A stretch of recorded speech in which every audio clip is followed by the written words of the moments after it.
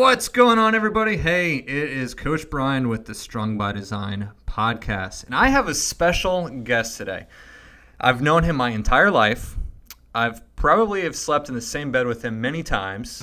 We've built forts together. We've probably punched and kicked each other. We've called each other names, but we've had each other's backs since day one. It's my brother. Hey, Criticalbench listeners. Strong by Design listeners as well. Hey, so my brother Kenneth Klepacki, blah, blah, blah. That's my brother. I'm Brian. That's Kenny. I'm Kenny. That's Brian. Hey, a lot of people confuse us, but I'm the better looking one. I'm the more mature one. But we've got an awesome podcast for you today. It's all on the topic of who you are, why you do what you do, and why that matters. So we're 2.5 years apart. We've grown up together. I mean, we're best friends up until today. Hopefully, hopefully this goes well, because we joke around a lot, we screw around a lot, and that's what brothers do. That's right. So, Kenny, brother, your background. Tell everybody who's listening your background. Well, as Brian had mentioned, we probably know each other better than anybody else on the face of the planet, including our spouses. That's true. And we know what makes each other tick. We know what makes each other mad. And my personal struggles after growing up, getting out of high school, going to college, I always kind of not really knew what I wanted to do. Right? I always had these ideas and knew I was destined for something great, right? Have you guys you've believed that before, right? I know that there's got to be something greater for me in my life, right? So we had great parents, taught us well, have always supported us in everything we do and all of our adventures. But sometimes, I think especially for guys, we want to get out and we want to explore and we want to find our own way and forge our own path. And so where I'm at today at 36 years old started probably about, 20 years ago, just right around the age of 16, and just beginning to come into my own, and really discovering what I wanted to do with my life.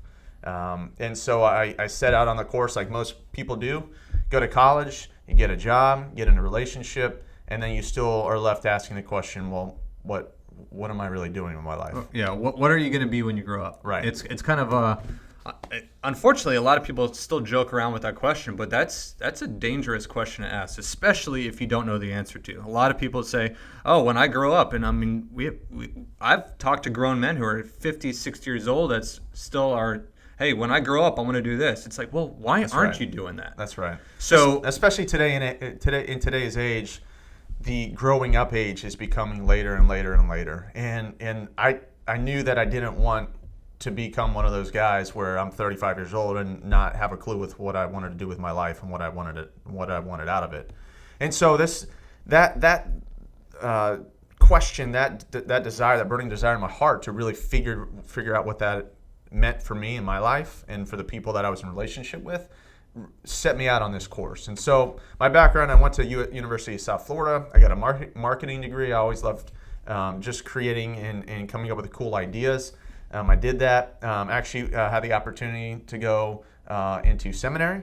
I went to Dallas Theological out in Texas and got a master's in leadership. And it was really at that place that I truly discovered my passion, which is helping other people discover who they are, what their core temperament is, what their core values are, what really drives them, what wakes them up in the morning, what gives them life.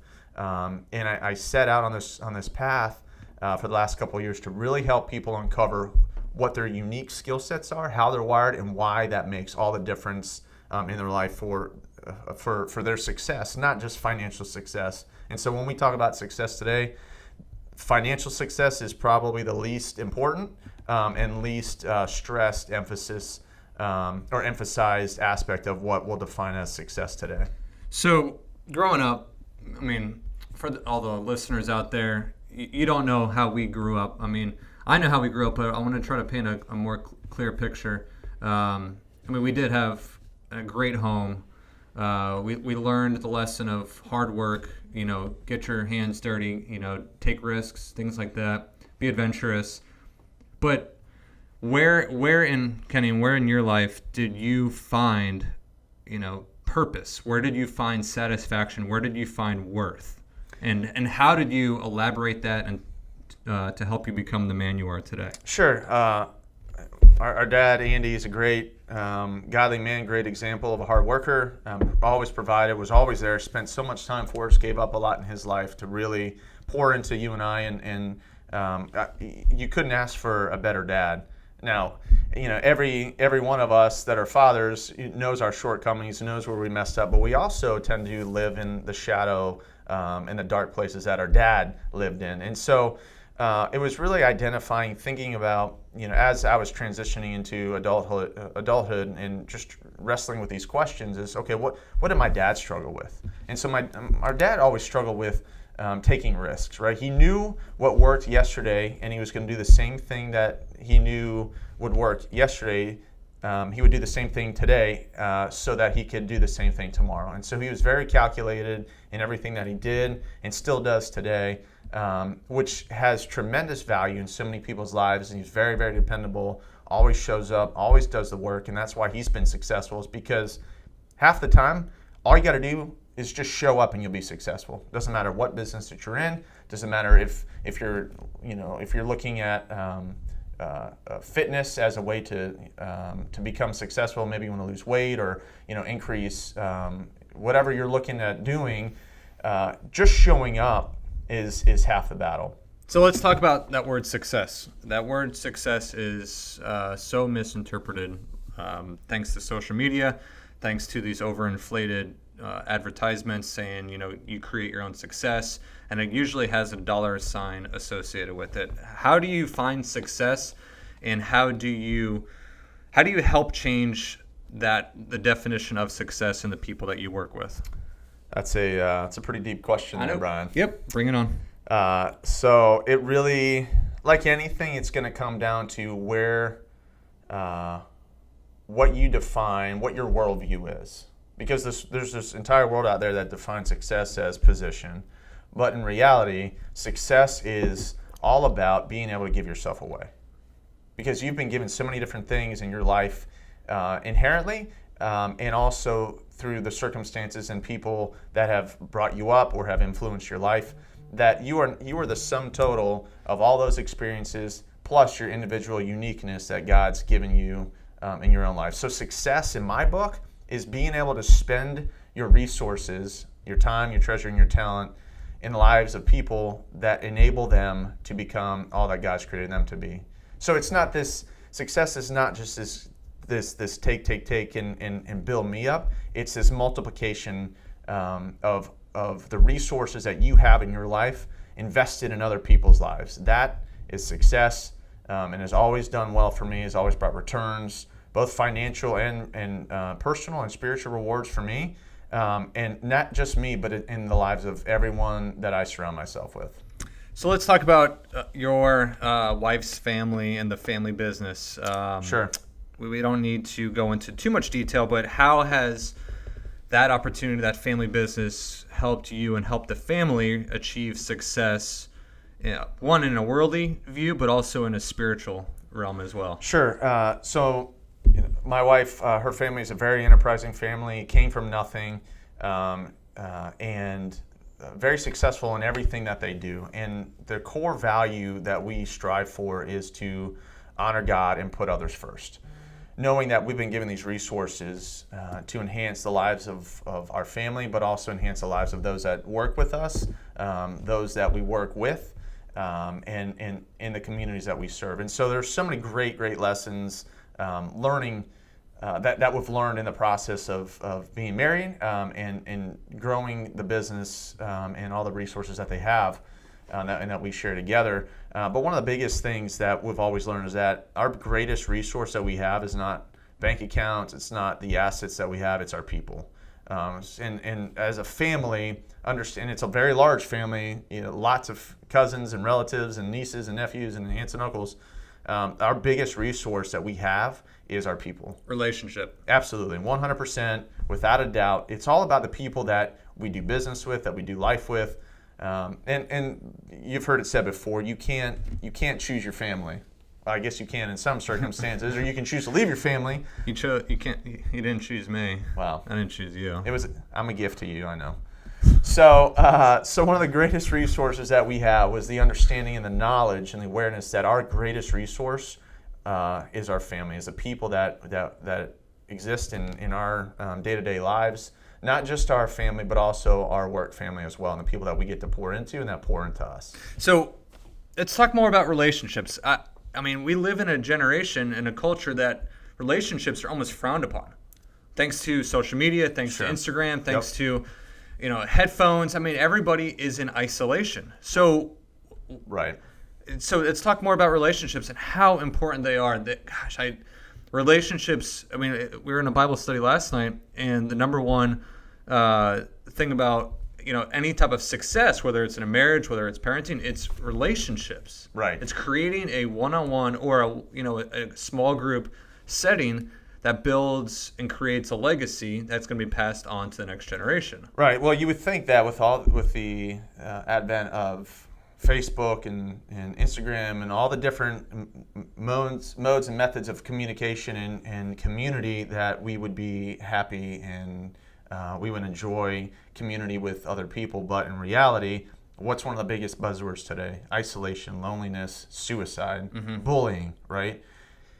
This is what happens when you take something that has the potential to be really good, and it's used in a way that's not meant, that it was not meant to be, right? So we have this platform that was created for us to engage in community and fellowship with one another, and it's used to put people down, to bully people, and to make myself better than you.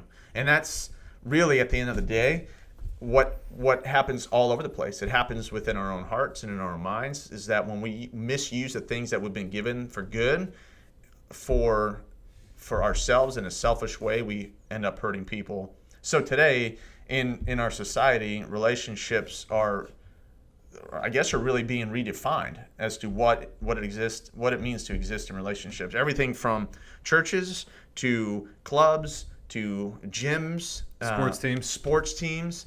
I mean, professional sports team, it doesn't matter what jersey you're wearing. It's just whatever team name is on the top of the contract. That's what team you play for, right? And so we build these communities, and it doesn't matter who's playing, whose names are on the jerseys that we're supporting. It's the logo, right? It's an identity. And so I guess really at the end of the day is what communities are you in, and how do you identify the relationships that you're in? So let's talk about a little bit about business. You're a developer. I still don't know what that means. But you've had the privilege and an opportunity, unlike many people, to do what you're passionate about, and that's helping people, networking, developing people, developing businesses, developing opportunities. So, and you're doing what you want to do. You're not getting paid for it. You are, but even if you didn't have a paycheck, you would still do what you're doing. That's developing and investing in people's lives. Well, see, the funny thing is that I knew what I knew about myself and why I did what I did. I could never name it. So I always knew that I was good at something, and I always knew where I was good at investing my time and my resources and how I could produce return. I just was never able to understand what it actually was. I can never identify it and define it and really own it. And it wasn't until I was in my master's degree program that I understood that I'm just a developer, right? I still don't even know what that means, because that can take on many different shapes and functions. Yeah. But when people ask me what I do, I'm a developer. I'm a developer of people. I'm a developer of places, real estate. I'm a developer of relationships. Now, do you think you morphed into that, or is that something that you're wired? Hey, this is we're getting into the meat and potatoes right here. This is the whole topic of this, is who you are and why you're doing what you're doing. So, did you morph into this, or do you think this is how you were created from day one? when I take an honest evaluation and an honest look into my life and everything that I've done and every experience that I've been involved in and thought about and felt in during those experiences, it has been the same from the day that I could remember my first memory or my first experience, and knowing that this is who I was. And it wasn't about what I was going to do with it or what my position was, because I know for sure that my personality, my core, does not dictate my position. So who I am, who God wired me to be from the very onset, is what I've always done from day one, at least as far back as I can remember. All right, so let's talk more about personality and core development, because this is something that, I know this because we've studied this together. We've created business opportunities dealing with personality and self-assessment and things like that. So developing you as a developer, what problems have you seen within organizations, within masterminds, within these inspirational events? Let's talk more about that, because a lot of problems, or a lot of people are making these bold claims saying, be the best version.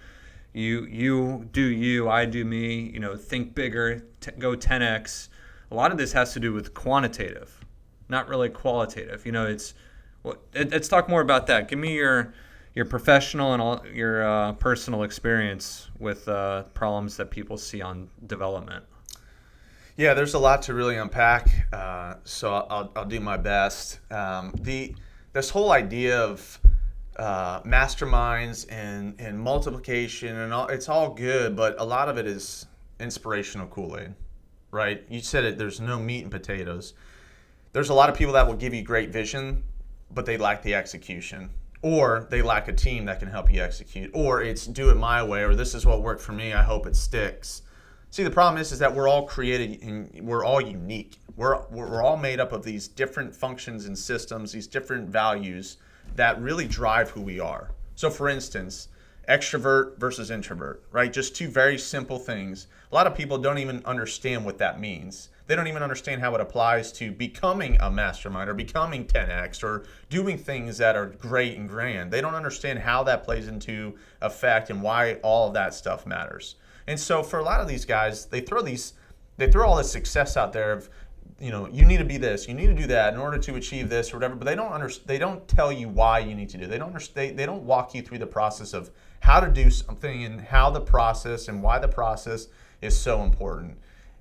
I'm sure like you've taken a lot of these personal development assessments, right? You take the test, you take the assessment, and you're given a report of what you should and shouldn't do, or maybe what careers is your best fit for, but then it just goes into a drawer, right? There's so much research out there that shows that if there is no program, if there's nothing affiliated with these assessments to push people, it's over a 95% failure rate, because when people are left to their own devices and they're left to their own way of figuring things out without any guidance, they're going to fail. Yeah. It's those top 5%. I'd really say the top 3% of people that are driven, that have the entrepreneurial spirit, that have the vision and can capture that and can actually execute on it. But chances are, if you were to interview those 3 to 5% of people that do succeed in those situations, they have surrounded themselves with people that can enhance who they are, but then also step into the gap of where their non-strengths are. Wow. Mind blown. Good. So, and it's so simple. It really is. I love the books. Start With Why by Simon Sinek. Yeah, great book. If you've never read it, I strongly encourage you to read it. I've had the privilege of listening to numerous of his speeches. I mean, the guy is just a genius. But that book really will transform your thinking to make you open to the idea of why versus what, or why versus how, or who. I mean, because we are wired differently. We all have different fingerprints. So why does that matter? Why are there problems with such a high failure rate, and how do people get around that? Well, it's really, like what you're talking about, it's really quite simple if you know where to look, right? So why start with why? Because you are the why, right? Your life matters.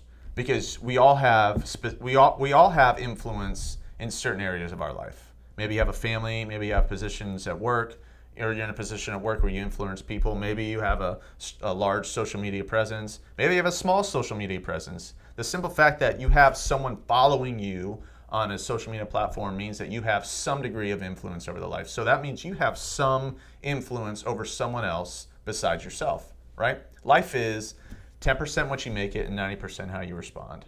So if you as a leader are responding to people that are following you, but you're not grounded in understanding why you do what you do on a daily basis and what drives you and how to really grab onto those things, then your life is going to be like a ship without an anchor. You're going to be tossed about, and you're not going to have something that you're going to be really grounded on if you don't understand who you are at the end of the day. So how do you find out who you really are? Are there, I mean, I know there's hundreds of different types of assessments and things like that, but even before you give us some tools to use, why does it matter? Why does all of this self-development, self-help, personal development, call it whatever you want, why does this matter? Well, you and I, right, brothers born for adversity, we're a family. We are a family, right? We do life together. So we're created to do life together. We're created for community. So why your personality, why your core, who you are at the core matters is because it's not for you, right?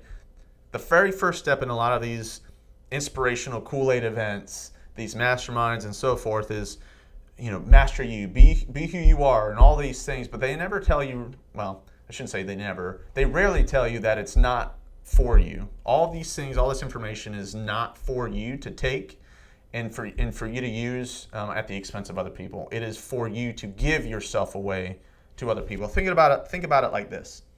The more I know about myself, how I make decisions, how I gather information, how I interact with people, the more I begin to see similarities in people and the more I begin to see differences in people.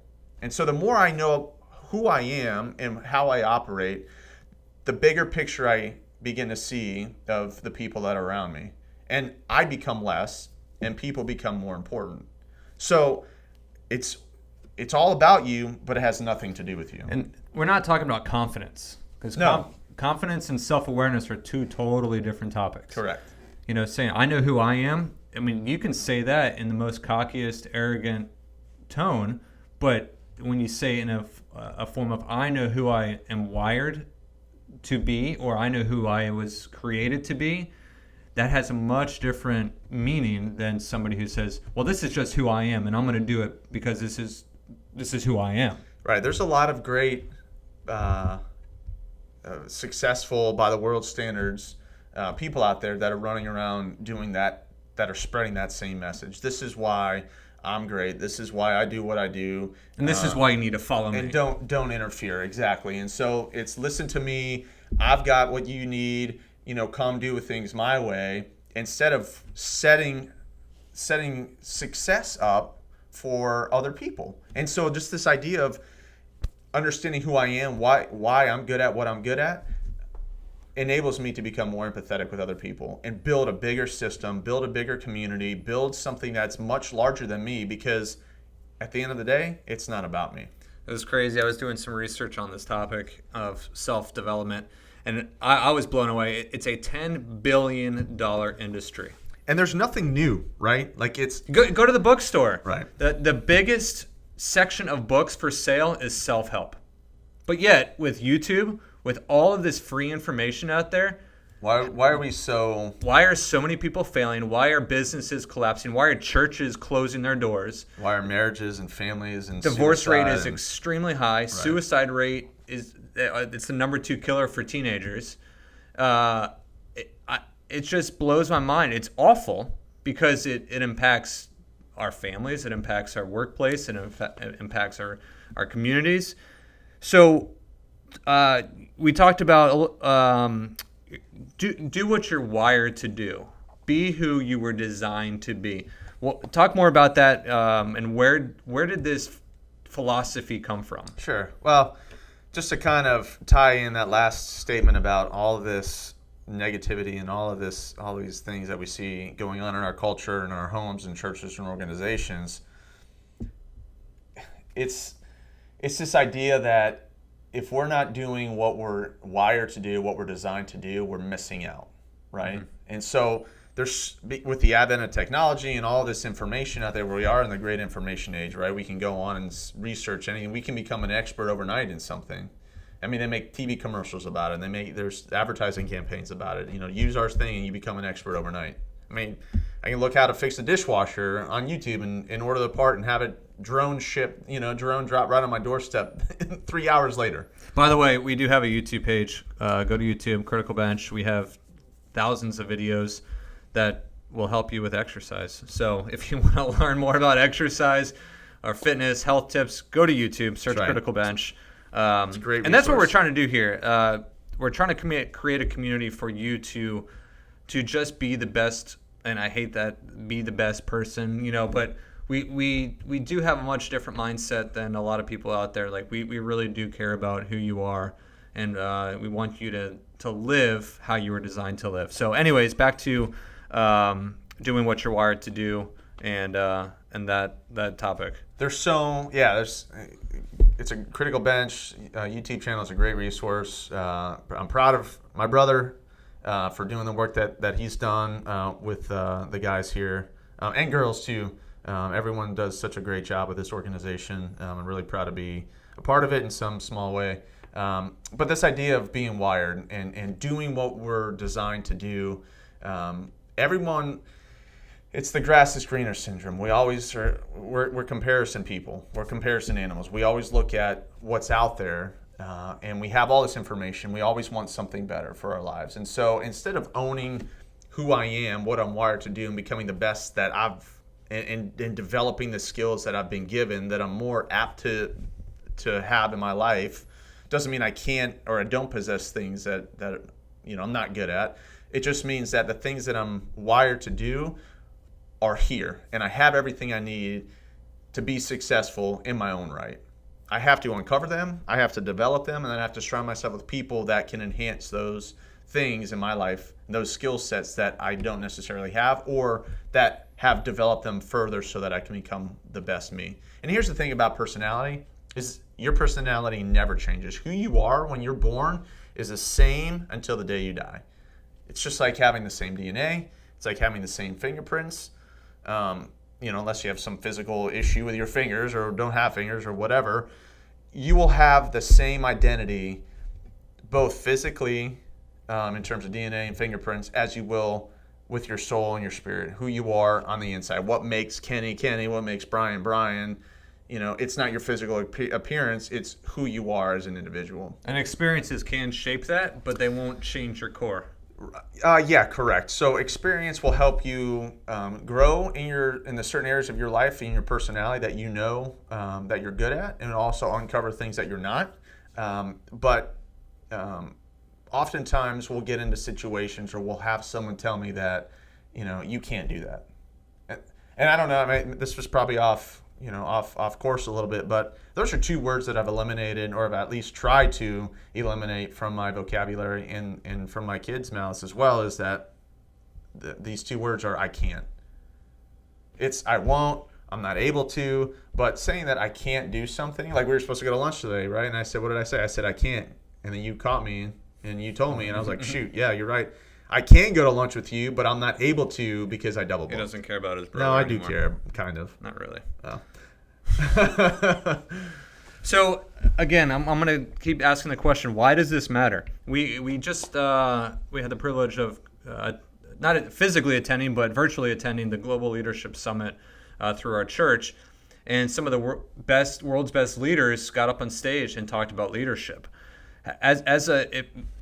Regardless if you own a business, everybody has leadership capabilities. They're placed in a leadership role. It might not be to the extent of leading a country, but if you live in a neighborhood, you can be a leader. If you have a wife and children, or a husband and children, you can be a leader. If you have coworkers, you can be a leader.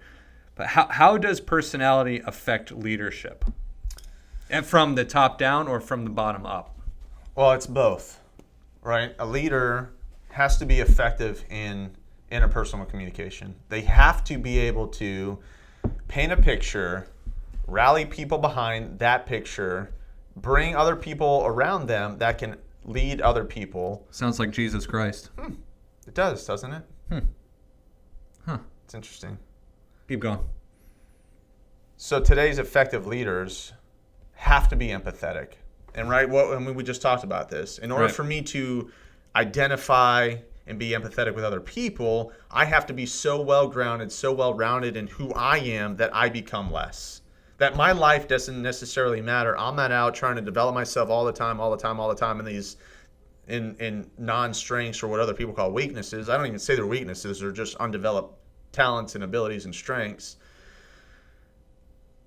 When I develop those things in my life that I know I'm good at, that I know for a fact that I'm a good thinker, instead of being super empathetic, or I'm extrovert versus introvert or whatever. When I know those things, I begin to identify with other people first rather than trying to meet my own needs. So, in other words, if you're an extrovert and you're talking to a room full of introverts, what roadblocks are you going to encounter, and how can you kind of get around those roadblocks? But first, it all stems back to self-awareness. How do you know you're an extrovert? Well, you have to know what an extrovert is. There's so many tests out there that can help uncover those things. Myers-Briggs, disc profile, Strengths Finders, Enneagram, Type Coach. There's so many different tests out there, programs that you can subscribe to or pay to play, that will give you some kind of information. But it's up to you to determine what you do with that information.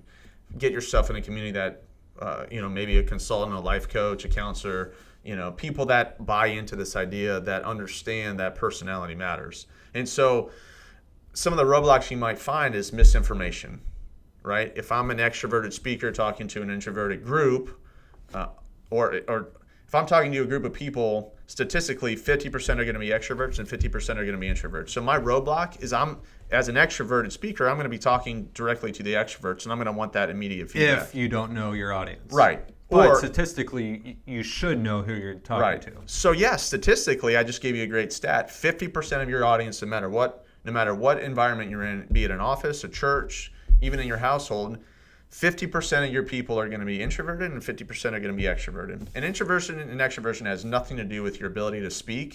It has everything to do with how you process and engage in a social setting. So for instance, introverts, and maybe you that are watching and listening can identify, introverts need 2 to 48 hours to process information. So my wife, who's an introvert, if I'm talking to her as an extrovert, I'm talking to her who's an introvert, I ask her a question or I need something from her, I need to respect her time, her need for time to process that information. I can't go and badger her and say, I need an answer now. What do you think? I need to give her time to think about those things in order for her to gather her thoughts, filter those things out, and then give me something that's well thought, and something that's really going to add value to our lives and to her life as well. So what would happen, and I know the answer, but it's typical of marriage. What would happen if you as an extrovert expected her to respond to you as an extrovert instead of her responding how she would respond as an introvert? I think I got that. So yeah, I think I made sense. I don't know. So if I expected her to respond, if she's an introvert, I should expect her to respond to me. You weren't listening. No, I was not listening. That made no sense whatsoever. In other words, you know who she is. Right. You know who you are. Right. You guys can celebrate the difference. Sure. And you can communicate on a much different level. Right. You can encourage her based on how she's wired. Right. Because you know how you're wired. Exactly. And that creates success. Sure. It's great success. Once I figured that out, and it's just a small little piece of information, but once I figured that out, a lot of the arguments, a lot of the tension in our conversation stopped immediately. Like I'm talking like light switch. Expectations were down or changed? Well, yeah, because my expectation of her was to engage with me immediately. And once I began to say, it's not about me, it's not about my need for information, which it is, but if I give her what she needs, I'm going to get what I need from her. So the second I started respecting her need for the pause, for that time to think through things, even when we're engaged in some kind of argument or some kind of conflict in our personal life, if I say what I need to say, hopefully respectfully, or at least get my point across, and then respect the pause instead of badgering her to give me the information and resolve it now, let her think through things, 99.9% of the time, that conflict is going to be resolved simply because I respected her enough, respected her need for that pause enough that she's going to give me that respect back. Absolutely. So we can even tie this back into, everything we've just talked about. This is why people, individual people and collective groups of people, businesses, they fail, is because they don't know they don't know who they are, and they don't know who they're dealing with. Right. It's the same thing with simple business.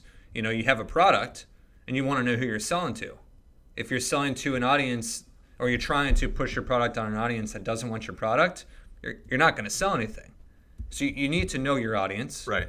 Like any great speaker will say, know your audience. So how do you, you can run numbers, you can do surveys and things like that, but if you don't know who you are, or even what your business is about, why you're doing what you're doing, you're never going to know exactly how to reach those other people. Well, exactly. And so I don't need to know everyone's personality in order to be an effective communicator. What I do need to know is what makes me me and my approach to every circumstance. And so usually what I do, and just because I live in this world and I've had some good experience and have had some good success with it, I can custom tailor my communication approach to meet the needs of most people. So beginning to understand, how to structure meetings, how to structure conversations, and feel people out to get to where I can get them to do what I need them to do, or what they need to do for themselves that they didn't know when we set out in the conversation or whatever we were trying to do. Would you call it manipulation? You know what? Here's a great thing, right? Like with any tool, with any great resource like social media or whatever, a great tool can be used for negativity. And so this is what marketers, this is what great organizations, this is what I dare say governments do, is they manipulate people, or even the media. This is what they manipulate people based on human psychology, based on this whole idea of communicating to people in a way that gets them to buy in.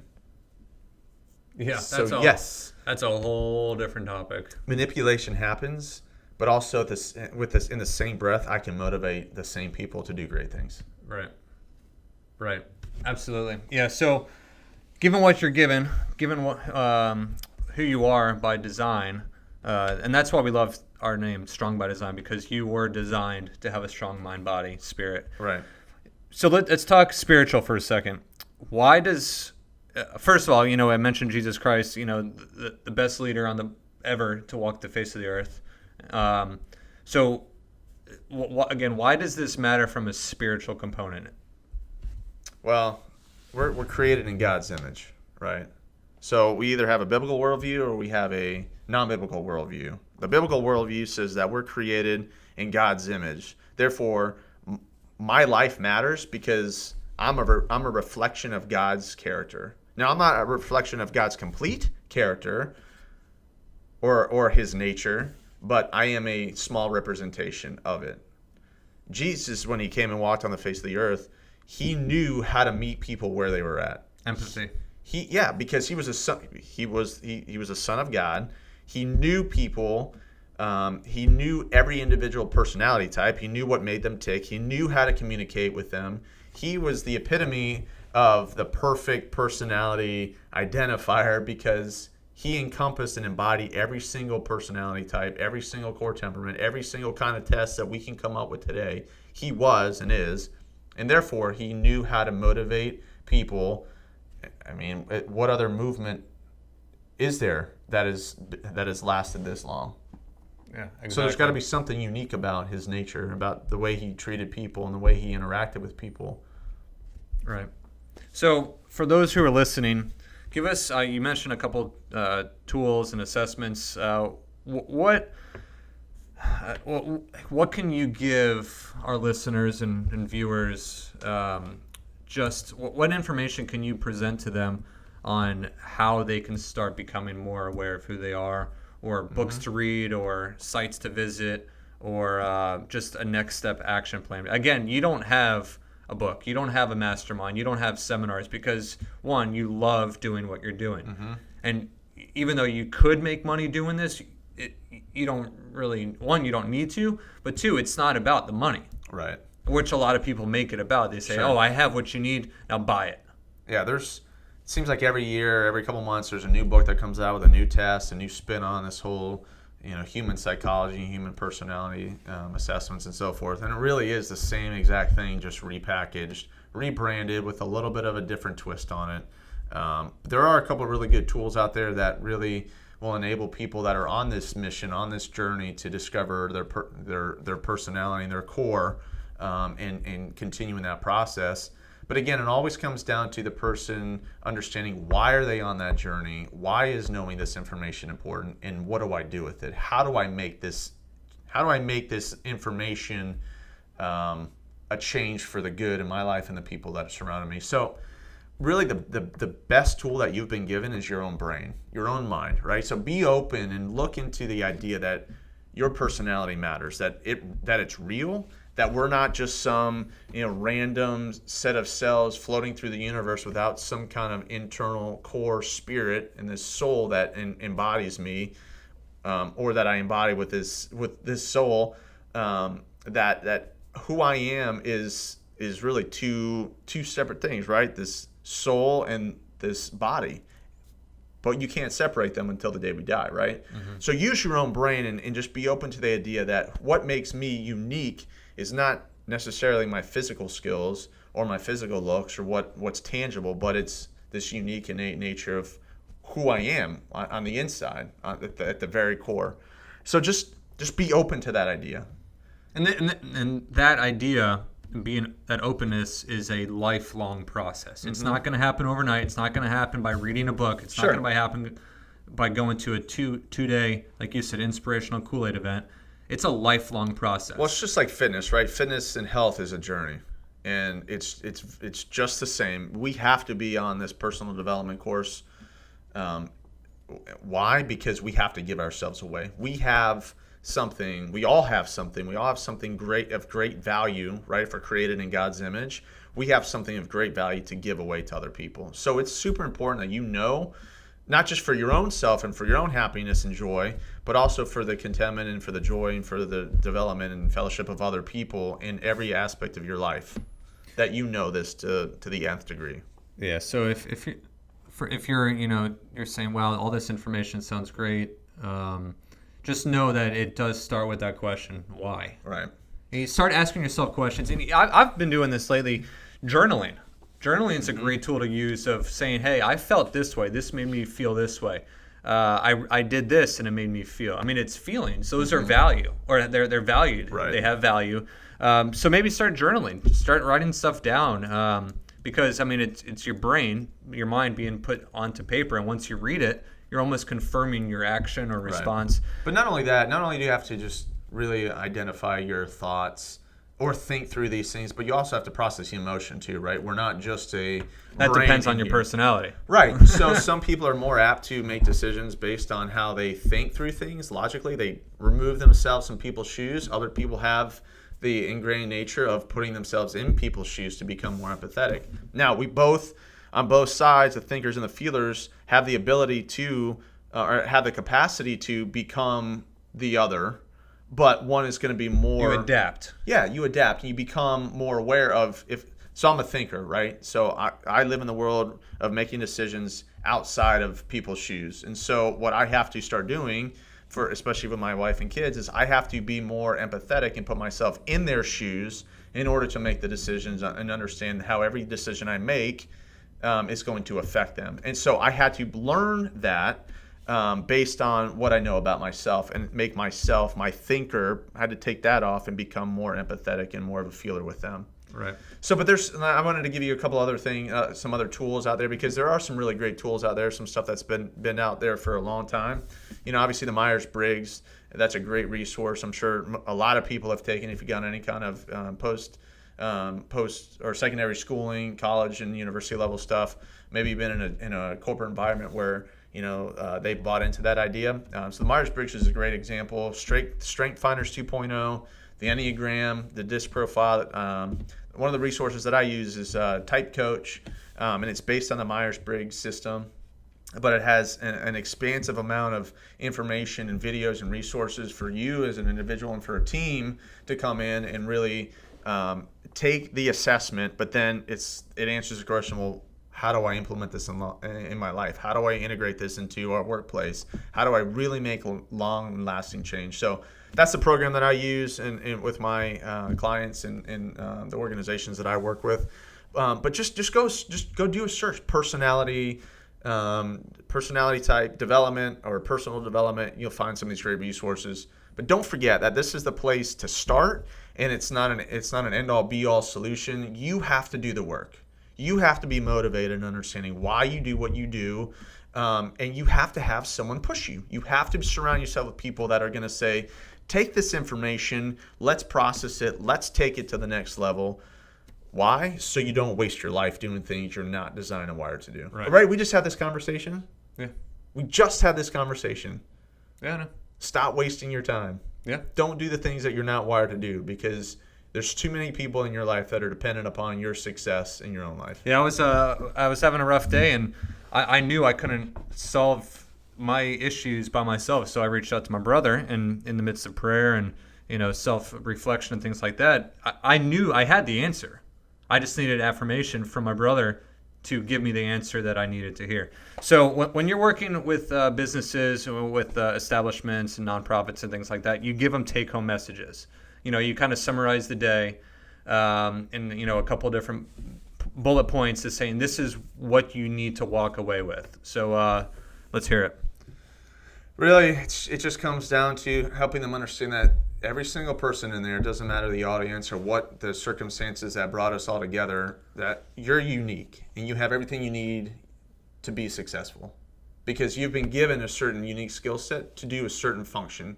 You can't do whatever you want to do. You can't be everything to everybody. You're saying you can't. That's right. Well, I'm saying that you can. I didn't say I can't, Oh. But you can't. You can't do something you're not capable of doing. You're not able to be everything because you're not given. Thank you. You're not given the resources and the capability to do that. And if it doesn't work, don't force it. That's exactly right. All right. Because you are unique. Stop trying to live in someone else's shoes, and just own who you are. The second takeaway is it's this idea that we're not meant to do life in silos. We have to be in fellowship. We have to be in community with people. We hate isolation. There are some people that say it, but at the end of the day, they're still going to die lonely, right? No one wants to die lonely. But you're built for community. You're not designed to do life by yourself. So know yourself. Be grounded and confident in who you are, so that you can get yourself out of the way. The less you become, let me say this, the more confident you are in who you are, the less important you become. Right. Now, I didn't say the less influential you become, the less important you become to yourself. And people... To yourself. Right, exactly. But you can become, like for my 3-year-old right now, she is my world amongst the other kids. But for her in her own little world, the less I become for me, the more I become for her and put myself into her life, into her world, the more she loves me, the more I see her thrive, because she hates to be alone. So it's not about you. 100%.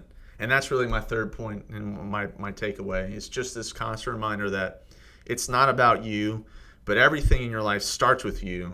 So don't waste what you've been given, and don't waste the talents and the abilities that you have already inside of you. Go out and find people that can pour into you, that understand that personal development and understanding your personality, your unique skill set, and have people surrounding you, be in this community that helps remind you that it's not about you. That's awesome. So if you want to reach out to Kenny directly, email address is probably the best. Yeah. So just, I guess, a quick aside or a quick little shout out. So we because your experience in the fitness world and my experience in the personality and personal development world, we started this program, Fit Type, and really it's exactly what it sounds like, is a program that helps identify your best, the best way for you to approach your health and wellness. And so that's our little business. You can check out our website too if you want. But my email is kenny@fittype.com. And it's really simple, kenny@fittype.com. Go check it out. Yeah, so definitely if you got comments or questions, send them an email. And yeah, that's awesome. And that's what we're all about here at Strong by Design. We want to be a community of like-minded individuals, just not trying to get through life, but thriving through life. We're trying to become just this unstoppable community where no matter what is thrown our way, whether it's disease, whether it's famine, whether it's divorce, we're going to stand together and overcome it and thrive through it and do what we're designed to do. So to be part of our community, we have many different options for you to join in on. It's first go to Facebook. Strong by Design on Facebook, but also Criticalbench. We've got 2 YouTube channels, Criticalbench and the Criticalbench Compound, or on Instagram. Obviously, we've got this podcast. There's just so many opportunities for you to get connected to what we're doing here, and we want you to be part of our community. So, Kenny, love you. Thank you very much for it's a fun time putting this wisdom upon us, and yeah, I appreciate it. Thank you. Cool.